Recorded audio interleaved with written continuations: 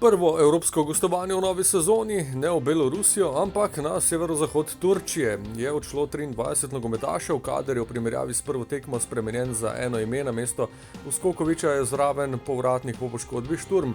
Ekipa se je, kot je to v navadi, zjutraj zbrala na letališču Edvarda Rusjana in se po opravljenih medijskih aktivnostih s čarterskim poletom odpravila proti Izmitu, ki leži med Carigradom in Adapazarjem.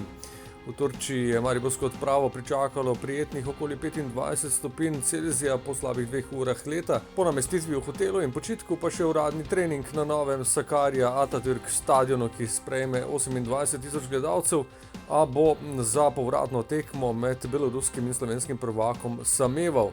Ja, res je, torej še zadnji trening bomo danes opravili.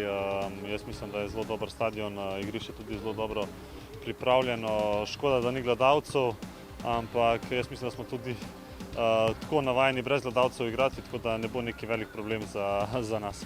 Mislim, da moramo nadgraditi to prvo tekmo, kajti v prvi tekmi je manjkal samo ta zadetek in da je bila to ena pika na i, ampak ne smemo se zadovoljiti, moramo odigrati še boljše in bom rekel, izkoristiti te svoje priložnosti in podaljšati ta niz v Ligi prvakov.